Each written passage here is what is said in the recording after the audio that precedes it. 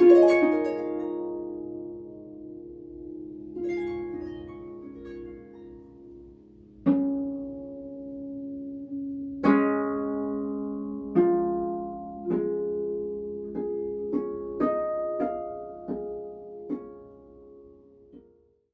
everyone.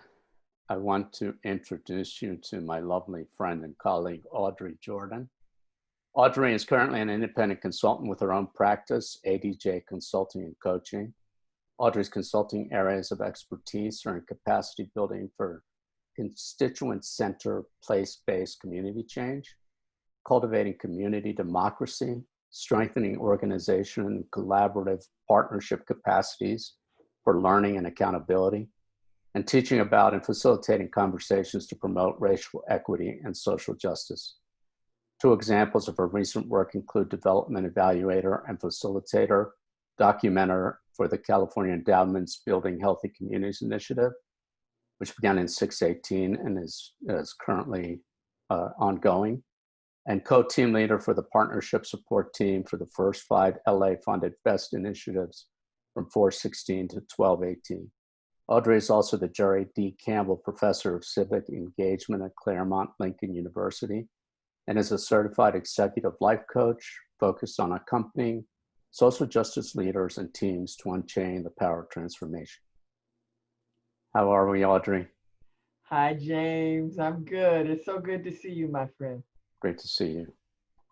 So what did you have to share with us? Well, James, first of all, you know I love you and admire you, and I just think it's great that you have put together this series of presentations to people who are in, I would say, this army of social justice warriors and global healers who want to make widespread change in our society. And you've asked me today specifically to talk about the role of racism in setting the stage and continuing forward despite values that this country has founded itself on. So I want to speak to that for a few minutes and connect that to current day inequities that have been exacerbated by the pandemic. And I don't want to end on a note of hopelessness. In fact, I hope that through my remarks, I'm really landing in a place of hopefulness. Is that okay? Absolutely, my friend. Thank you. Oh, you're so welcome. So I want to frame this challenge, this kind of presentation that I'm going to make for a few minutes here in terms of the challenge and the opportunity we're facing at this moment in our history, where we really, really seriously have the momentum to wrangle with structural inequality. So I start with the understanding that the inequities that are baked into our structures, our rules, and our culture are set in motion, were set in motion at the signing of the Constitution, where white men in power wrote this amazing foundation of values-driven laws, really a social contract to uphold our democracy and justify capitalism. But here's the rub, well, actually 3 rubs. Those values were clearly not based in truth. Truths like all men are created equal and everyone has the God-given opportunity to pursue life, liberty, and happiness. I would even go so far as to say the 3 values named, individuality, equality, and fraternity, were rigged from the start. Individuality was and still is weighted much greater for the powerful and the dominant culture than it is for anybody else. And equality? We've been fighting for who is really equal in our country for centuries, as all the amendments to the Constitution, 13th, 14th, 15th, 18th, have shown. And fraternity, the idea that we are a community and we ought to care for the common good, for our sisters and brothers, even as we care for our own. Well, the tribalism that has existed throughout the ages has never been clearer than it is today under the so-called leadership of the current White House occupant and the enabling political party he belongs to. So that's the first rub. The values that were written in that document were not based in truth. The second rub is that at the signing of the Constitution, women had no rights, Black people were slaves, and several of the signers owned slaves in that moment. So you have to ask yourself, were these men writing about aspirations, or were they just caught up in high-tone speechification? Did they really believe what they were saying? Or did they believe that it really was just about white men, that they were conferring these rights? What democracy were they talking about? For sure, it wasn't the same one that Obama talked about, that America is this great experiment of democracy, and we are continuously striving to become a more perfect union. So finally, I would just say justifying capitalism. And here's where I think we connect directly to today's conversation.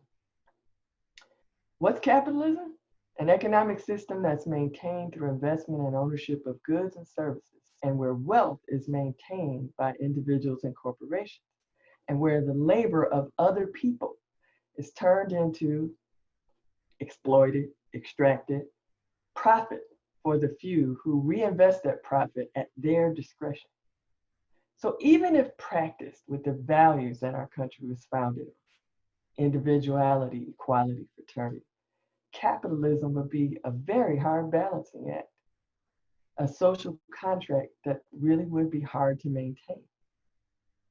How would you decide how much profit the owners should make and is sufficient to maintain a healthy respect for the labor of workers and the quality and mutual benefit of customers and clients, but in the hands of unscrupulous people who abuse power over as a means of control, neglect, even annihilation? Well, you have what you have today. Serious and even intractable inequity. So all we have to do is just look at the facts. We can start by acknowledging the truth that Bernie Sanders has made common knowledge. Incredibly, 1% of the population in the USA controls over 80% of the wealth. And right now, minority rule in the federal government referees fights over that remaining 20%. So we're fighting over crumbs and they're winning. Then among all the indicators of well-being or unwell-being, gaps between people of color and white people show at least 2 to 3 times less fortunate things like wealth gap, education, health, or as many as 10 times more unlikely things like incarceration rates, substance abuse, homelessness, that people of color, especially Black people, have relative to white people. And with COVID-19, estimates are that these inequities have become grossly amplified. And why would this be? This is because of all the reasons that inequities exist in the first place. The comorbidity, higher rates of obesity, high blood pressure, diabetes that come from the stress of living in environments that make people vulnerable relative to food deserts, highways, waste facilities, train tracks, dumps, utilities, and their mess. People of color are much more likely to live near those things that suffer from the ramifications of that proximity. And then the concentrated poverty and the lack of amenities in these locations, the poor housing conditions, the under-resourced schools, businesses, etc. And then I add on top of that what we see happening, the voter suppression and disenfranchisement, the police violence, the school to prison pipeline, employment discrimination. Do I need to go on? We have seen now how the pandemic and economic shutdown have resulted in racist practices like small businesses of people of color in particular getting proportionately fewer loans to make it through this.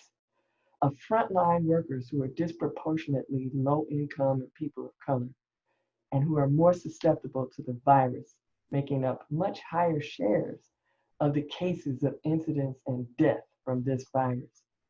And the inability to vote because of fewer polling places with the pandemic, given as the reason why that's true. This pandemic has just laid bare all of the inequities most of us have been painfully aware of for a long time, and it has multiplied them. More people struggling, and even more struggling with more struggle than before. So you have to ask yourself, whoa, how have people survived? And that's where I think we can talk about a silver lining. Survival is what those who have been ignored, abused, marginalized have been doing since the founding of this country, before the Constitution. Resilience doesn't even begin to describe it. We're talking about superpowers here. The power to practically come back from the dead over and over and over again. People who have made it through in spite of hatred, violence, and oppression. So when we talk about democracy, there are four archetypes that Bill Moyers made famous in his Doing Democracy book. The citizen, the reformer, the change agent, the rebel. People who believe in the dream of what this country aspires to be, of what it's supposed to be. People who have found strength and resilience and still come out to fight for change in their communities, propelled by the belief, the hope that it can be better for more people. I see these leaders, these role models in some of the initiatives that you mentioned in your introduction of me. The California Endowment's Building Healthy Communities Initiative, or First 5 LA's Best Start Initiative, or the Blue Shield of California Foundation's Domestic Violence Initiatives. I am truly awestruck by the folks that I've been able to meet. These are folks who make a way out of no way. And I believe that there are many, many, many, many more people like that in the United States, and that Trump's presidency has stoked a kind of awareness, a wokeness in ways that weren't as prevalent before. The protests, the marches, the movements within philanthropy and the nonprofit sector to confront the enabling of systemic racism is right out front now. And people are jumping in. More white people are jumping in with a wokeness about this. The broad scale understanding that standing by and doing nothing is itself enabling and is unacceptable. The broad scale knowledge that our fates are truly linked. There's nowhere to run, nowhere to hide, to wall yourself off and pretend you're unaffected. So in a very strange way, the pandemic has caused the pause we need to stop and regroup and decide, well, what kind of country do we want to be? And what will it take to make it so? What it is we need to do as the people in this democracy to forge a more perfect union. I think we've been witness in painful ways to what allied leadership looks like, and certainly what it doesn't look like. And I think that finally it's clear that we do indeed have a shared fate, that what happens to the least of these happens or can happen to me. That there are no gated communities or hallowed halls the rich and powerful can escape to. We're only as strong as our front line, and they are only as strong as the patients, clients, consumers that they serve. So I'm hoping that we are more and more realizing that collectively we have no choice but to, as Obama quoted Lincoln, saying, to rise to our better angels, because a house divided cannot stand. I hope that wasn't too much to say, James, but that's my take on where we are in this moment. I just want to kind of let people sit with that, Audrey. It's beautiful. I just was writing down, the last couple of things you said. It's clear that we have a shared fate. I think that's incredibly powerful. That's an incredibly powerful change agent, because we're all in this together. And if, that Ubuntu, right? Ubuntu. Yes. I am because you are. I am because you are. Yeah. I don't know what I don't know what else there is to say, my sister. I don't want to take away from what you just gave us. I do want to address the hope. Yes. When you and I met, you were doing a study for Blue Shield, and what you were looking at was this question: how do survivors of domestic violence define success for themselves, and do other stakeholders involved in the domestic violence field, practitioners, policymakers, funders, define success for domestic violence survivors in the same way? And basically you found out, no. Yeah, right. Right. Right. They have two different perspectives, or two different desires in a sense, right? Objectives. And what you identified was that the survivors' examples of success centered on connection with family members, friends, other informal networks, on achieving something that created value and worth for themselves and others, and on moments characterized by calm, predictability, normalcy. Only 37% of the survivor moments of success included reference to abusive relationships. Only 20% of those, 7% overall, included leaving or altering the abusive relationship. Among that 7%, changes in the relationship most often followed, not preceded, other types of personal achievement, transformation, unrelated to the abuse. And from the practitioners in the study, they didn't have the same view of success as survivors. In fact, the moments they describe focus on helping survivors transform out of the role of victim, with emphasis on changes in survivors' perspectives about the abusive relationship. So mainly leaving the abuser, on some sense, was a focus of the practitioners. And again, going back to everything you just said, we've created these systems that really are on some level not connected to our stories, to our humanity, right? They become about fixing things. Yeah. Fixing things based on their perspective. Yeah. Their single narrative. Right.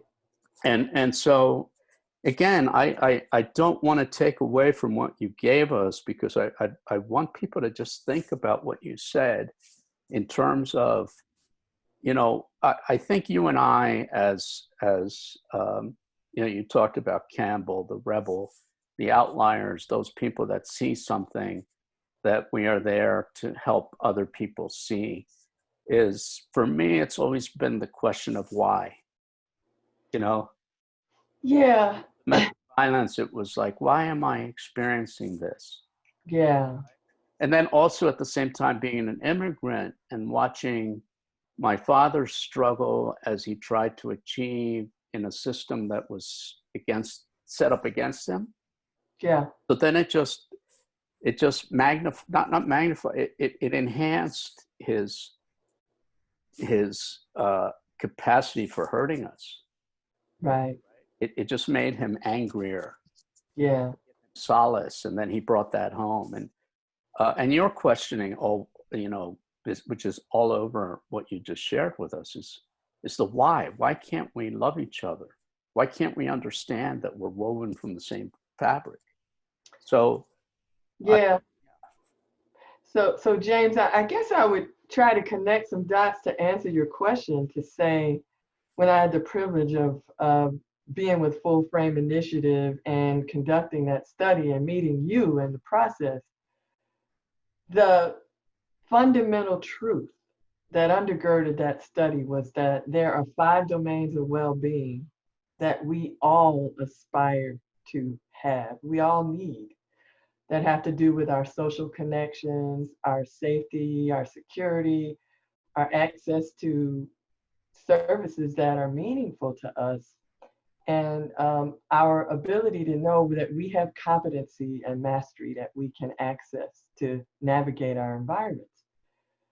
So, and our relationships. So that study, as you pointed out, when we just asked the simple question, how do survivors define success? And we asked survivors themselves and we asked practitioners, I won't go back through, but the bottom line was that we have a society in which those who have experienced brokenness and harm and are showing the symptoms of that are detached somehow from those who would call themselves helpers and practitioners. And it isn't because people are bad people, it's because we live in a culture that has a dominant narrative that says there are some who are the fittest, and then there are some who are not.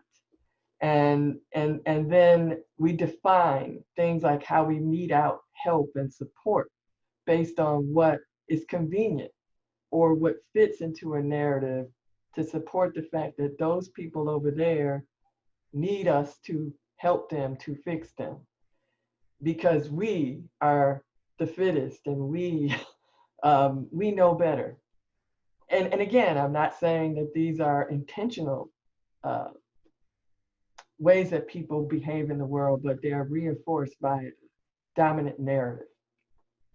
And so we don't see the fact that we all want the same things. We all have capacities and strengths, and we all, at the end of the day, have to figure out how we're going to navigate our own lives and our families.